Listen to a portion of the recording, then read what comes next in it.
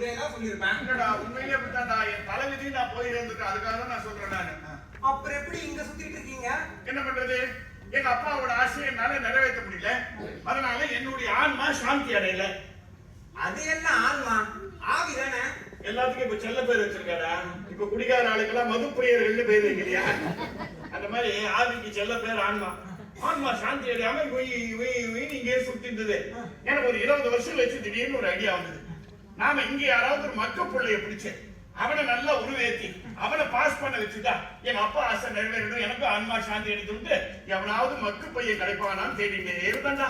மக்கு பையன் மாட்டினானா? ஏன்னா தமிழ்நாட்டுல மக்கு பையனுக்கான குறைச்சது நிறைய ஒஞ்சாடையில நிறைய பேர் இருந்தா. பட் எனக்கு அதெல்லாம் பிடிக்கல.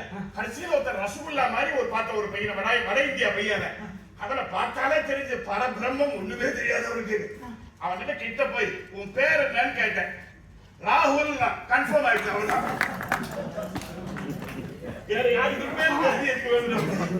அவனை பிடிச்சு அவனுக்குள்ள பூந்து அவனுக்கு பாடம் சொல்லி கொடுத்துட்டே நன்னா வந்திருந்தான். ஆனா அவங்க அப்பா கெல்லாடிடா.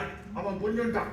என் பையன் திடீர்னு இப்படி எல்லாம் புத்திசாலி ஆக முடியாது, இவனுக்குள்ள ஏதோ பேய் பூந்துருக்குன்ட்டு வடக்கேன்னு ஒரு மந்திரவாதி வர சொல்லி என்னை பிடிச்சி இதில் போட்டு அணைச்சுட்டாண்டா. அப்படியே இதுல மாட்டிட்டேன். நானும் இந்த மரத்துக்குள்ள 4 வருஷமா விடியல் வரும் விடியல் வரும் விடியல் வரும்னு பாத்துட்டு இருக்கேன். இல்ல எனக்கு சொல்றேன், நீ கண்டதெல்லாம் அர்த்தம் பண்ணிக்காத.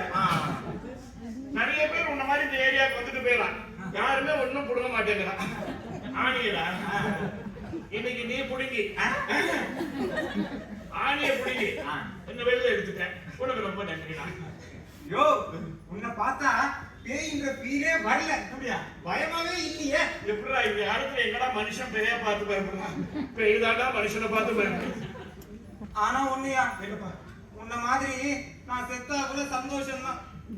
எங்க அம்மாவுடைய டார்ச்சர் தாங்க முடியல. என்னால பாசம் ஆக முடியலையே. எப்ப பாரு முடியலையேன்னு ஃபீல் பண்ணிட்டு இருக்கிறவன் சாதாரண மனுஷன். அதை ப்ராப்பரா டீல் பண்றவன் பெரிய மனுஷன். நீ சாதாரண மனுஷனா இருக்கணுமா பெரிய மனுஷனா இருக்கணுமா? பெரிய மனுஷனா இருக்கணும். அப்போ உன் ப்ராப்ளம் என்ன? நீ பாஸ் ஆகணும். ஏன் ப்ராப்ளம் என்ன? எங்க அப்பா ஆசை நிறைவேறணும், என் ஆன்மா சாந்தி அடையணும். அதனால நம்ம 2 பேரும் ஒரு கூட்டணி அமைச்சிருந்தா என்ன? கூட்டணியா? நமக்குள்ளவா? நான் எப்படியா உன் கூட கூட்டணி வைக்க முடியும்? என்னடா நீ பில்டிங்க உடைச்சவாரோடையே கூட்டணி வச்சுக்கிற? நான் மரத்தை தானடா உடைச்சிட்டு வந்திருக்கேன். வச்சுக்கோ. இப்போ நம்ம 2 பேரும் சேர்ந்துட்டோம்னு வச்சுக்கோ. ஒரே கல்ல 2 மாங்காய். 3 மாங்காய். எப்படி 3 மாங்காய்? நான் பாஸ் ஆயிட்டேனா நான் எஸ்ஐ ஆயிடுவேன். எங்க அம்மாவுடைய ஆசையை நிறைவேறும். அப்ப 4 மாங்காய். எப்படி? எங்க அப்பாவோட ஆசையை நிறைவேறுமே. அப்ப 5 மாங்காய். இப்படியே 5 6ன்னு சொல்லிட்டே போயிட்டீங்கன்னா மாங்காய் பழுத்து மாம்பழம் ஆயிடும். மாம்பழம் ஆயிடுச்சுன்னா பிரச்சனை தான், வேற எதுவுமே கிடையாது. என்ன பிரச்சனை? என்னடா இப்படி கேட்கிற? திருவிளையாடல் காலத்துல இருந்து இன்னி வரைக்கும் அப்பனுக்கும் பிள்ளைக்கும் மாம்பழத்துல தான் பிரச்சனையே.